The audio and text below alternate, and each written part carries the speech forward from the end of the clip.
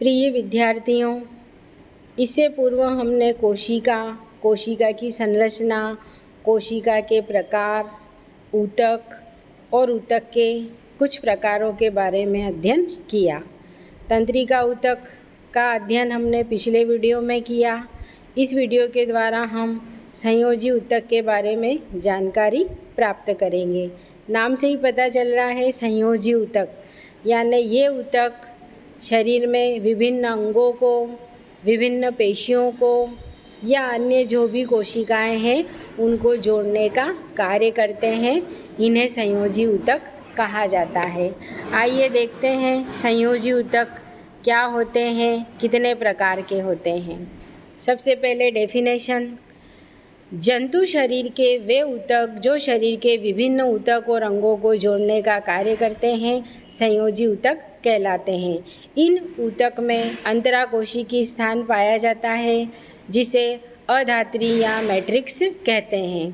कार्य: शरीर के विभिन्न अंगों और ऊतकों को जोड़कर उनके बीच में समन्वय स्थापित करना संयोजी ऊतक का कार्य होता है। अब संयोजी ऊतक कुल 3 आधारी संरचनाओं से मिलकर बना होता है। पहला होता है मैट्रिक्स या अधात्री, ये लिक्विड भाग होता है। दूसरा, इस मैट्रिक्स में बिखरी हुई कुछ कोशिकाएं होती हैं। और तीसरा, इन कोशिकाओं को जोड़ने वाले कुछ संयोजी ऊतक तंतु पाए जाते हैं। आइए देखते हैं मैट्रिक्स या अधात्री क्या होता है। अंतराकोशिकीय स्थान में बिखरा हुआ पाया जाता है। यह समांगी, अर्ध तरल और पारदर्शी होता है। इसमें मुख्य रूप से प्रोटीन, कार्बोहाइड्रेट पाए जाते हैं, लेकिन कभी कभी इसमें लवण उपस्थित होने के कारण यह अपेक्षाकृत कठोर हो जाता है। संयोजी ऊतक को बनाने वाला दूसरा भाग है विभिन्न प्रकार की कोशिकाएं। मैट्रिक्स में अनेक प्रकार की कोशिकाएं बिखरी हुई रहती है। इनमें से कुछ कोशिकाएं इस प्रकार है। नंबर 1, प्लाज्मा कोशिकाएं। ये कोशिकाएं मैट्रिक्स के अंदर एंटीबॉडी का निर्माण करती है। नंबर 2, एडिपोज कोशिकाएं, वसा कोशिकाएं। इन कोशिकाओं का कार्य होता है वसा का संग्रहण करना। नंबर 3, फाइब्रोब्लास्ट, फाइबर्स यानी छोटे छोटे रेशे। मैट्रिक्स तथा रेशों के निर्माण के लिए फाइब्रोब्लास्ट कोशिकाएं आवश्यक होती है। इसी तरह मृत कोशिकीय पदार्थ और मृत कोशिकाओं के पाचन हेतु शरीर में हिस्टियोसाइट्स व लिम्फोसाइट्स कोशिकाएं पाई जाती है। इसी तरह हिस्टामिन, हिपेरिन तथा सीरोटोनिन उत्पन्न करने के लिए मैट्रिक्स में मास्ट कोशिकाएं बिखरी हुई रहती है।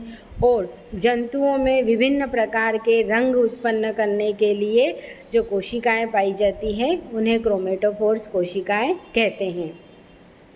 इसके बाद तीसरे आते हैं संयोजी ऊतक तंतु, यानी संयोजी ऊतकों को जोड़ने के लिए आपस में पतली पतली धागेनुमा रचनाएं पाई जाती है। इन्हें कहा जाता है संयोजी ऊतक तंतु। ऊतक के मैट्रिक्स में कुछ तंतु भी पाए जाते हैं। ये 3 प्रकार के होते हैं। नंबर 1, कोलेजन तंतु। ये कोलेजन प्रोटीन से निर्मित होते हैं और सफ़ेद रंग के होते हैं। नंबर 2, इलास्टिन तंतु। ये इलास्टिन प्रोटीन से बने होते हैं और ये पीलापन लिए हुए होते हैं, पीले रंग के होते हैं।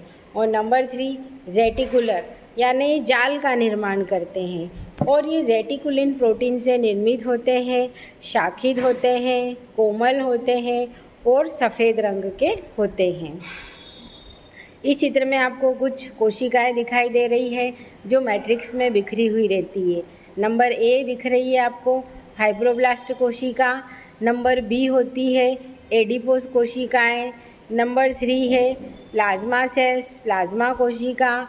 नंबर 3 होती है मास्ट कोशिका जो हिपेरिन, हिस्टामिन या सीरोटोनिन का स्रावण करती है। नंबर ई है हिस्टियोसाइट कोशिकाएं। नंबर 4 है लिम्फोसाइट कोशिकाएं। और जी है मिजेनकाइमा कोशिका। और लास्ट एच है क्रोमेटोफोर कोशिकाएं।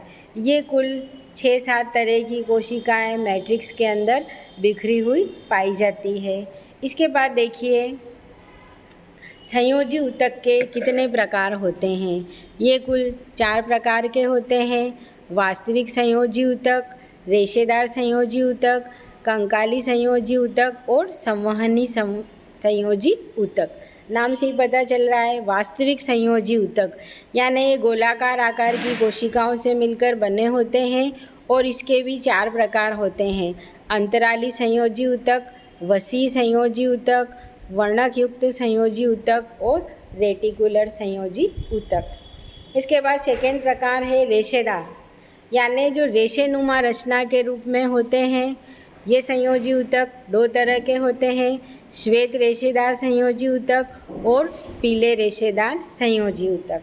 तीसरा प्रकार होता है कंकाली संयोजी ऊतक, यानी जो कंकाल तंत्र को, अस्थियों को, उपास्थियों को जोड़ने का कार्य करते हैं। ऐसे संयोजी ऊतक कंकाली संयोजी ऊतक कहलाते हैं। इसके बाद शरीर में oxygen, carbon dioxide, hormone, vitamin, पोषक पदार्थों के एक कोशिका से दूसरी कोशिका में, एक अंग से दूसरे अंग में संवहन के लिए एक तरल माध्यम पाया जाता है, जो तरल संयोजी ऊतक कहलाते हैं या इन्हें संवहनी संयोजी ऊतक भी कहते हैं। ये शरीर में 2 तरह का होता है, एक होता है रुधिर या रक्त और दूसरा होता है लसिका।